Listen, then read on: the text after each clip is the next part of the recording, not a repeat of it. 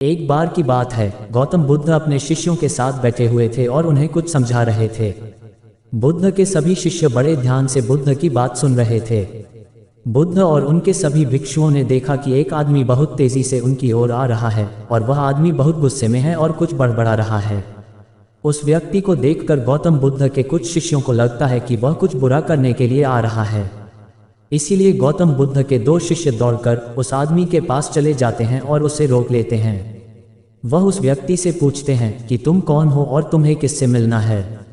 वह व्यक्ति गौतम बुद्ध के शिष्यों से कहता है, मेरे रास्ते से दूर रहो, आज मैं इस बुद्ध को ही सबक सिखाऊंगा।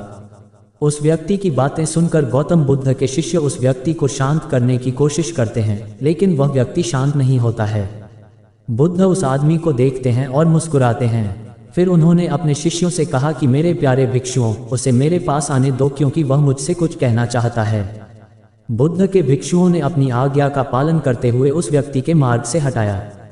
इसके बाद वह व्यक्ति बुद्ध के सामने खड़ा हो जाता है। जैसे ही व्यक्ति बुद्ध के पास पहुंचता है, वह बुद्ध को गालियां देना शुरू कर देता है। बुद्ध उस व्यक्ति की गालियां सुनते रहते हैं परंतु उसे कोई भी उत्तर नहीं देते। काफी देर तक बुद्ध को गाली देने के बाद व्यक्ति मन में सोचता है कि मेरी गालियों का बुद्ध पर कोई असर नहीं हो रहा है।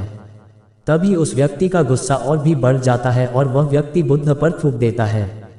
इसके बाद बुद्ध एक कपड़ा उठाते हैं और उस थूक को पोंछते हैं। ये देखकर गौतम बुद्ध के सभी भिक्षुक क्रोध से भर जाते हैं, लेकिन बुद्ध की अनुमति के बिना कोई भी भिक्षुक अपना क्रोध व्यक्त नहीं करता। वह व्यक्ति फिर से बुद्ध पर थूकता है और बुद्ध फिर से कपड़ा उठाते हैं और थूक साफ करते हैं। मित्र, तुम कुछ और कहना चाहते हो? बुद्ध मुस्कुराकर पूछते हैं। जैसे ही वह व्यक्ति बुद्ध का ये प्रश्न सुनता है तो वह व्यक्ति अंदर तक हिल जाता है।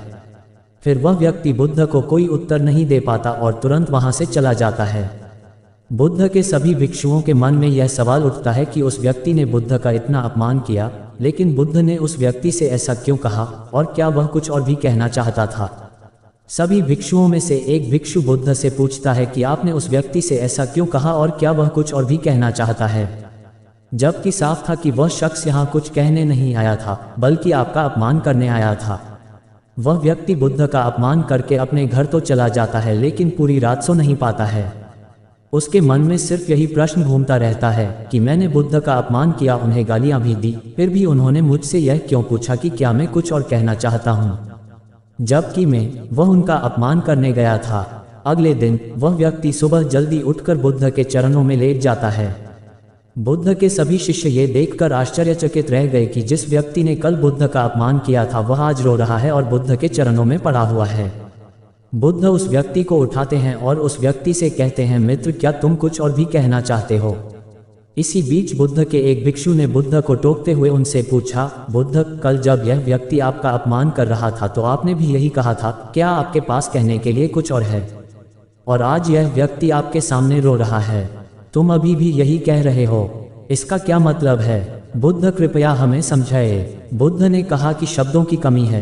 कल भी यह व्यक्ति मुझसे कुछ कहना चाहता था, लेकिन शब्द नहीं थे, इसीलिए क्रोध में आकर उसने मुझ पर थूककर वो बात मुझसे कहने का प्रयास किया। और आज भी शब्द असमर्थ हैं और उसकी जगह इसके आंसू कह रहे हैं जो ये कहना चाहता है।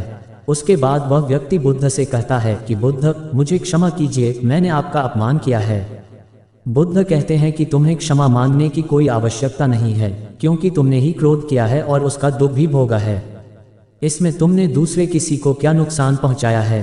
बुद्ध अपने सभी भिक्षुओं और उस व्यक्ति से कहते हैं कि क्रोध जलते हुए अंगारे की तरह है, जिसे हम अपने हाथ में पकड़ते हैं किसी और पर फेंकने के लिए, लेकिन हम ये भूल जाते हैं कि सबसे पहले उस अंगारे से खुद का ही हाथ जलता है। उम्मीद करता हूँ इस बुद्धा मॉरल स्टोरी से आपको आज बड़ी सीख मिली होगी।